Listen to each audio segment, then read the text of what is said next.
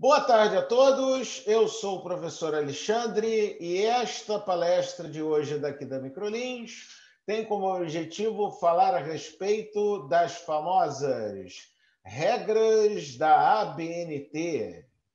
Esse é um conhecimento que é fundamental para quem está na faculdade ou mesmo em cursos em que é preciso entregar trabalhos, teses e monografias. Afinal de contas, é graças a essas regras da BNT que a pessoa consegue formatar o seu trabalho para obedecer o formato que é exigido por essas instituições, ok?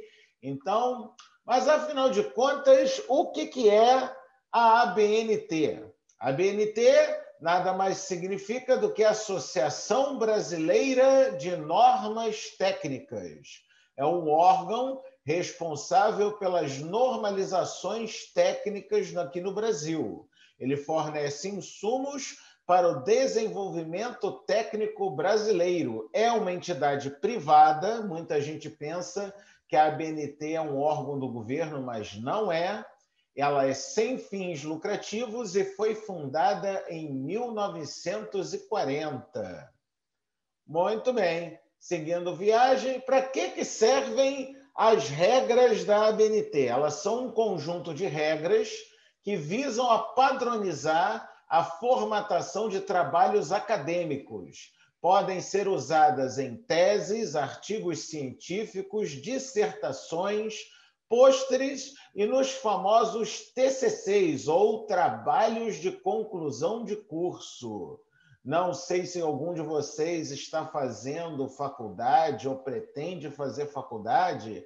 Então, uma época muito importante da vida de quem está na faculdade é justamente o bendito do TCC, o trabalho de conclusão do curso, que é onde você é avaliado para saber se você realmente passou, não passou, está sendo graduado ou não no curso que você escolheu, ok? Bom, segundo as regras da ABNT, um trabalho acadêmico ele é dividido em três partes. Temos na parte 1 os chamados elementos pré-textuais, na parte 2 os elementos textuais e na parte 3 e última os elementos pós-textuais. Não precisem se preocupar se vocês não estão entendendo, porque eu vou explicar agora cada uma dessas três partes para que vocês entendam com cuidado. Em primeiro lugar, parte 1, os elementos pré-textuais. São todos elementos que compõem a abertura, a capa e as informações iniciais do seu trabalho. Entre eles, nós temos a capa, que é um elemento obrigatório, em que deve constar os seguintes itens: o nome da instituição, o curso que está sendo feito, o autor do trabalho, título do trabalho, a cidade e o ano da feitura deste trabalho. Outro elemento que pode ser considerado pré-textual é a lombada. Esta é opcional, é utilizada no caso de você ter feito um trabalho encadernado. Lombada, para quem não sabe, é a lateral do livro, onde a gente pode ler o nome do livro. Quando você põe ele na estante, você está vendo ali a lombada do livro, certo?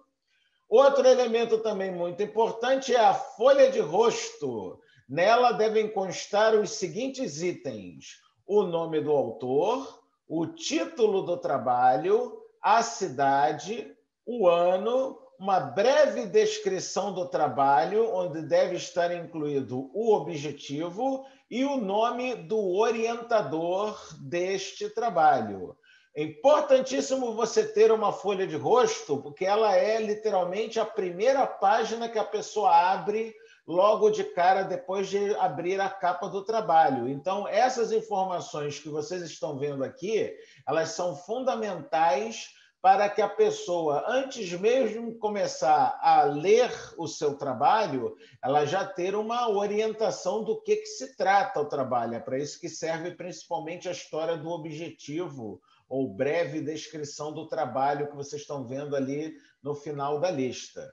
Ok? Desses três elementos, somente a lombada é opcional. Os outros 2 elementos são obrigatórios, ok?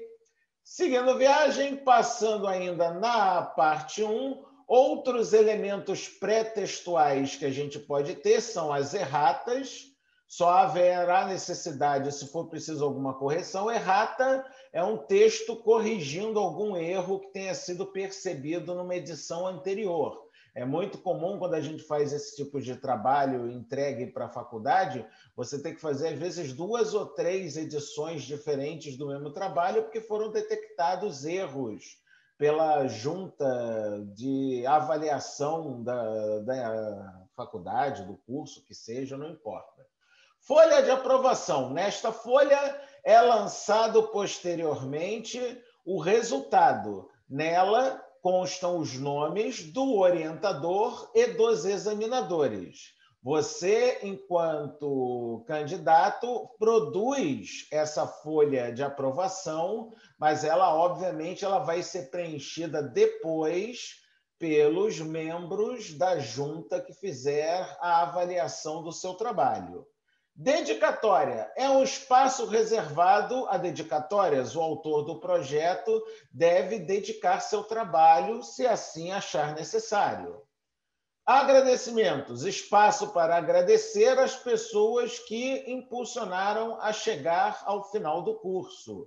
Epígrafe é opcional nas normas da ABNT. Nesse espaço, o autor faz uma citação apresentando os embasamentos feitos durante o estudo. Resumo: um único parágrafo de 150 até no máximo 500 palavras. Ao final, deve estar escritas as palavras-chave. E, finalmente, mas não menos importante, resumo em língua estrangeira, abstract. Trata-se do mesmo resumo acima, só que traduzido para outro idioma. Eu botei aqui em inglês, porque normalmente é o idioma que a pessoa utiliza nesse abstract. Vamos seguindo. Já na parte 2 dos elementos textuais, o texto deve ser dividido em 3 partes distintas, a saber, introdução. Trata-se de um texto introdutório onde serão citados os assuntos, a justificativa e o objetivo do trabalho. Desenvolvimento, que é a parte do trabalho onde a ideia é desenvolvida. Aqui você deve tratar do assunto detalhando a principal parte do projeto. E, finalmente, a conclusão, que é a parte da finalização de todo o estudo. Aqui o tema é tratado e concluído e os resultados são apresentados. Ok? Maravilha. Alguma dúvida até aqui? Se vocês tiverem alguma dúvida, podem jogar no chat que eu respondo com o maior prazer. Vamos seguir viagem. Quando falamos a respeito da introdução, algumas informações interessantes a ser colocadas é o seguinte. Em primeiro lugar, exponha uma apresentação contextualizada do tema, ou seja, coloque em um breve parágrafo quais são as razões que levaram você a escolher esse tema. Delimite o assunto e faça uma justificativa, que é exatamente isso que eu falei. Você vai ter que justificar o porquê que você escolheu este tema para ser o tema do seu trabalho, da sua tese, da sua monografia. Informe qual é a questão que será respondida na conclusão do trabalho. Esse assunto é super importante. Quando você pretende trabalhar, principalmente no caso de teses e de monografias, há sempre uma pergunta que você vai fazer e essa pergunta é que deve ser respondida até o final desse teu trabalho, dessa tua apresentação, tá? E informe os seus objetivos. Não dá para se fazer um trabalho desse tipo sem ter objetivos. Os objetivos seriam as metas que você deseja alcançar com a feitura desse trabalho. Pergunta aqui o Gabriel. Caso eu ultrapasse o número de linhas determinadas para o texto, tem algum problema? Bom, Gabriel, convém não exagerar no texto, tá? Porque se a pessoa delimitou, por exemplo, de uma apresentação, de uma introdução de 150 a 500 palavras, então tenta manter no conteúdo de palavras que ele pediu. Por quê? Normalmente, isso pode sim contar como ponto negativo na hora de você ser arguído, de você ser avaliado nesse teu trabalho, tá? Então, tenta evitar e não ser muito prolixo, ou seja, não falar mais do que o necessário, ok? Então, vamos seguir a viagem. Vamos falar agora sobre o desenvolvimento do trabalho. Uma dica muito importante: crie sessões ou roteiros. Antes de escrever o trabalho propriamente dito, crie num papel, com lápis e caneta, um roteirinho sobre como você deve desenvolver o teu assunto e quais sessões você pode criar a partir desse seu assunto. Isso vai facilitar muito a organização do seu trabalho e vai permitir você também arrumar melhor as ideias na hora que você estiver trabalhando ou fazendo o seu trabalho, tá? Não se desespere, essa é fundamental, porque afinal de contas todo mundo tem aquele famoso e conhecido refrão, né? Que a pressa é a inimiga da perfeição. E aqui no caso de monografias, teses e trabalhos acadêmicos, a pressa é mais do que inimiga da perfeição. A pressa é a arquivilã da perfeição. Você não consegue fazer um trabalho bem feito se você fizê-lo com pressa. Inclusive, vale aí uma outra dica: faça um planejamento de tempo, de horário, de dias, de tempo que você vai precisar para fazer o seu trabalho, para você não ter que fazê-lo em cima da hora, porque a mania do povo brasileiro, né, deixar para fazer as coisas na última hora. Eu posso falar nada, que eu sou brasileiro também, mas eu, pelo menos, eu sempre tento adiantar meus trabalhos quando eu estou precisando entregar um trabalho com prazo fechado, né? Separe os assuntos em capítulos e fique atento aos seus objetivos. É aquilo que a gente falou, já que você criou sessões, cada sessão dessas que você criar no seu roteiro vira um capítulo dentro do seu trabalho. Para aqueles dentre vocês que ainda estão no primeiro ou no segundo grau, né, no fundamental ou no níveis do segundo, eu não sei mais como é que se chama o segundo grau hoje em dia, mas tudo bem, deixa para lá, eu estou ficando muito velho. Pode ser que vocês nunca tenham precisado fazer um trabalho de grande tamanho, como é o caso de uma tese ou de uma monografia ou de um TCC. Então, vocês já fiquem espertos que esse tipo de trabalho são grandes, são realmente como se fossem livros. Por isso, essa história de criar capítulos dentro dos objetivos do seu trabalho, porque são realmente muitas e muitas páginas de trabalho, não é igual aquela redação que a professora de português te manda fazer numa folha só, não, tá, gente? Nós estamos trabalhando aqui com realmente documentos de grande tamanho, de grande porte, tá? Seguindo viagem, falemos agora sobre a conclusão, né? Quando estamos tratando da conclusão, para começo de conversa, responda às questões que foram propostas lá na introdução do seu trabalho. Faça essa conclusão com muita atenção. Apresente um resumo das ideias que foram abordadas no trabalho e, principalmente, apresente os resultados que foram obtidos pelo seu trabalho. Então, a conclusão, como o próprio nome está dizendo, é a parte que você literalmente está concluindo o seu trabalho. Então, ela deve literalmente finalizar o seu trabalho, não só dando as respostas para as questões que foram propostas na introdução, mas também para apresentar todos os resultados que você obteve através dos estudos desse trabalho. Por isso que é tão importante você seguir essas regras que a gente está colocando aqui nessa palestra de hoje, tá ok? Seguindo, Quando o assunto é a formatação do texto, no caso nas regras da BNT, isso aqui já está valendo para quando você for fazer no Word, tá? Sempre que você for trabalhar uma tese, um documento, uma citação, faça num papel A4 de cor branca, nada de imprimir trabalho de acadêmico em folha de papel colorido, pelo amor de Deus.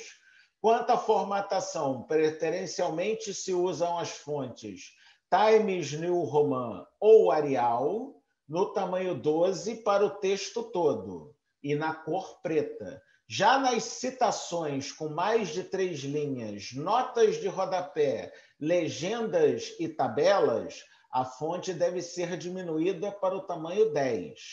Caso você queira aplicar o estilo itálico nas letras, sabe, itálico, a letra assim inclinadinha para o lado, então, ele deve ser usado nas palavras que forem de outros idiomas. Essa orientação, no entanto, não se aplica a expressões latinas como apud e etc e tal. Então, etc e tal é uma expressão latina, sabia dessa?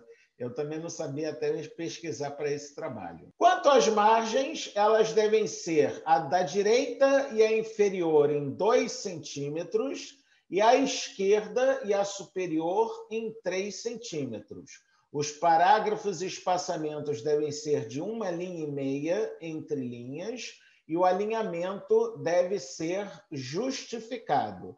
Para vocês verem como é que se faz isso tudo, eu estou aqui com uma telinha do Word, aqui está, e aí como é que nós fazemos a nossa formatação para o ABNT? Em primeiro lugar, a gente vem aqui em layout da página, vamos no tamanho e conferimos se estamos usando o papel tamanho A4. Então, ótimo, já estamos usando o papel tamanho A4.